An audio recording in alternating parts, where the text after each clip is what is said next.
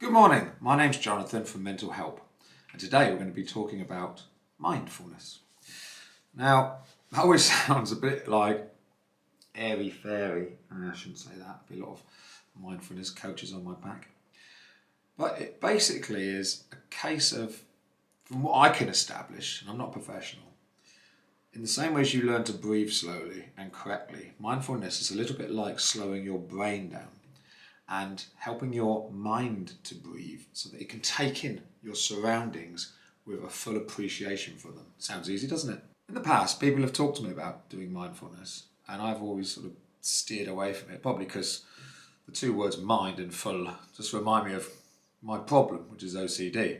But it's almost like taking a third-person perspective out of your body and seeing your thoughts as if you were someone else, or as if you were just ascertaining the situation and viewing it from a different perspective and going, okay, that's the thought that Jonathan is going through at the moment. I'm just watching that. Now, there is some help on the internet regarding this, and something's called ATT, Attention Training Techniques. And there's loads of people doing this sort of stuff, and I might even try and do it on my own because the one I've just found is interesting to say the least. Basically what they do is they try to teach you. I'm laughing because I've just put 30 seconds on. I'm not criticising it. I mean, it's probably fantastic. Sounds like a right racket, to be honest. Might as well just go and sit out in the town centre where the buses are. Now that's really derogatory to this poor man's hard efforts that he's put into doing this lovely piece of art. Focus on the sound of the waves. Bells, right? Birds. Now, this is hard to focus on, probably because we're in England. And the only time we're going to hear this is when we've had one of our tragic floods and all our furniture's floating off down the high street. The principles are good. And I think we're looking to do some of those things. I'm going to try them and report back to you. So again, I'll be your guinea pig. I'll go through the terrible ordeal of listening to that racket for 8 minutes, then another 8 minutes, then another 8 minutes, and then we have another mental disorder to add to my condition. But we'll give it a go and see what it's like, because to be honest, that's probably quite good if you live in China and you're used to those noises of boats and water swashing up against your house, and it's going to sound discriminatory if I paint a picture of little Chinese men with triangle hats on delivering Chinese food on little boats with engines out the back like you see on James Bond. So I won't do that. And I love Chinese food and Chinese people. Anyway, back onto the subject of not mentalness, mindfulness.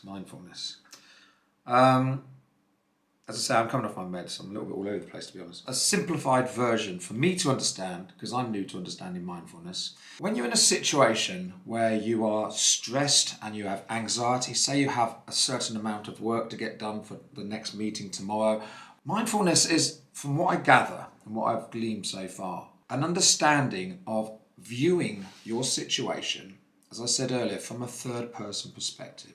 You're taking yourself out of the situation and then you're seeing yourself with the stress and the anxiety and the pressure, and you're observing it without emotions. It's easier said than done, isn't it?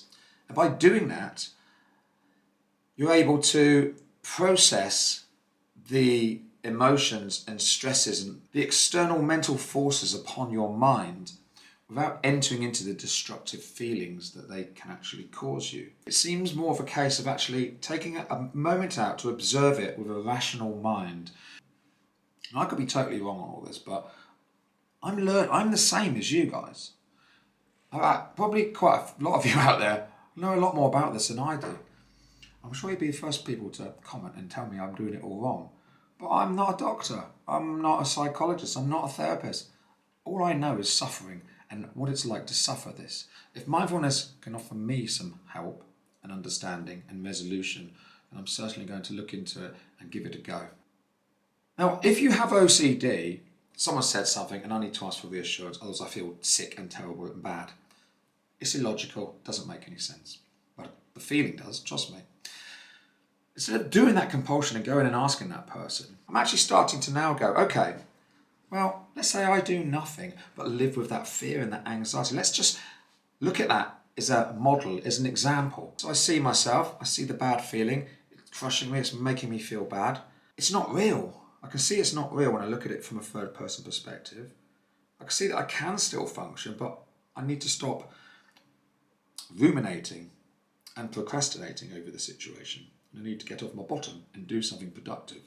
It's something that involves taking my mind off of the situation.